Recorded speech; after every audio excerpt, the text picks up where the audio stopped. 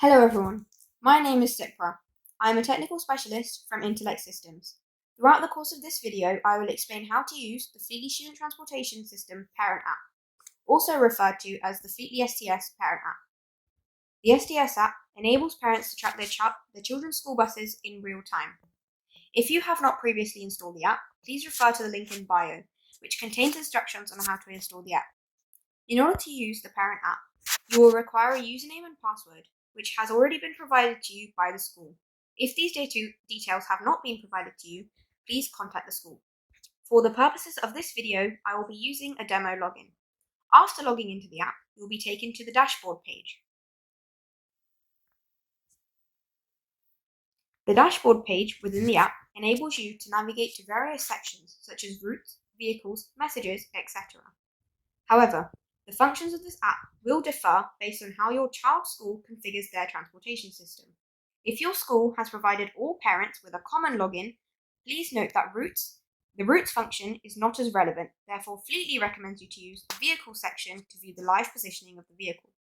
On the other hand, if you have been provided with a personalized login, all functions of this app are accessible to you. As I am using a demo login for this video, I will not be explaining the routes function. Once you have selected the Vehicles button, you will be presented with the vehicle information of your child's transportation bus. Next to the vehicle icon, there will be a blinking dot. If this dot is green, this means that your vehicle is in transit or driving.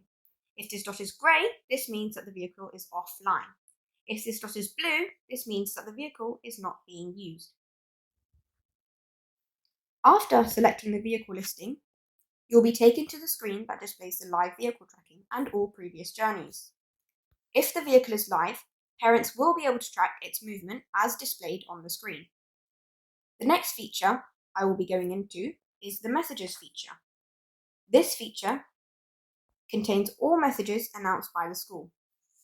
This may include messages like, your child's bus has been delayed by 2 hours due to mechanical issues. Next, I will be explaining the Notifications feature of this app. Through this feature, you'll be able to see the time the vehicle has departed or arrived specific to each individual day. Furthermore, you will also be able to see the time the vehicle has picked up or dropped off your child. The next feature is Pupils.